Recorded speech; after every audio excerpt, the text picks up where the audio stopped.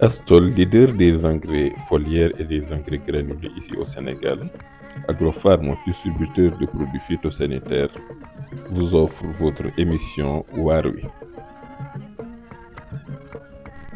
Warwi est l'émission qui suit le parcours des femmes inspirantes travaillant dans le milieu de l'agriculture.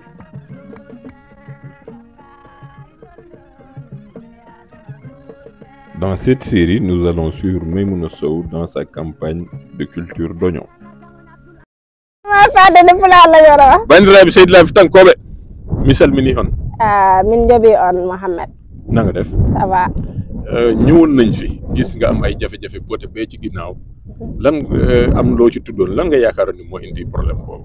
Pour que problème nematode cikkannomi ɗum tan mais après nde wa Astol ari ɗo ha totti kam produit keso mo ɓe addini kam di calcium din après nde min waɗi ɗum hen tan affaire o ɗacci. xorom si nga yaakaaroon wala suuf si amul woon doole. non ko lamdam dam wonno. léegi gannaaw loolu yan produit yan engrais nga indi ci liggéey bi. min wattino hen di triple 15 o e engrais foliaire uji di maxi fruit aminolif 710. gisoon na ni tamit mix kii bi maxi fruit produit bu bees la est-ce que am na amélioration bu mu indi ci tool bi. si am na amélioration. waxal ci pulaar. dañuy amélioration kewɗo parce que deux côté momi waɗi di hen foof. fan ak fan la ko defoon. dañuy no retard seeɗa mais après ne min waɗi hen maxi fruit o tan ɗum arti. d'accord léegi gannaaw loolu xam nañ ni suuf si amoon na problème fertilité. ba ci gàncax gi sax gis nañ mu rawante. yow loolu noo ko mën a expliquer.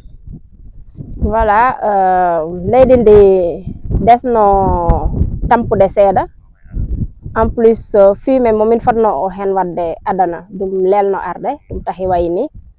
voilà mais repiquage o tamit ɗum daddidir parce que min dañano assez de yimɓe pour wallude men min waɗa repiqué. d'accord gannaaw loolu tamit gis nañ donc ci doom yi am na doomu soble yu mat ak yoo xam ne des na. loo gis ci loolu soble yi dijj bu rendement bi mën nga yaakaar nga ni su fekkee lépp jaar na yoon dina baax wala variété bi am na problème. non variété o moom so ɓiɓɓe ɗi foof timmi moom machallah moom ma dañ rendement mawɗo kewɗo sax d'accord mais léegi ci biir rek loolu gis nañ ni am na partie yoo xam ne soble bi dafa dijj mat na ak yoo xam ne matagul lan moo ko waral da koy am na jeu boo xam ne da nga ko ci def mu indi la loolu résultat boobu noonu wala sa irrigation sa lépp respecté nga. non ko e leydi ndi tan parce que a yiyat même ligne daña mawɗi après daña tokoosi ko e leydi ndi ko problème de fertilisation rek.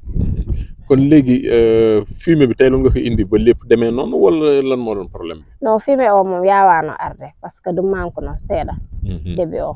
léegi nan nga bëgg jeexalee soble bi da ngay récolter léegi wala da ngay xaar ba soble bi yëpp gën a maaseen.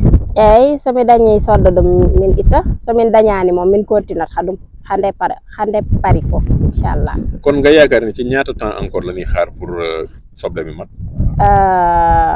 yontere tati inchallah. inchallah jërëjëf Maimouna. a jaaraama Mohamed. kon à bientôt.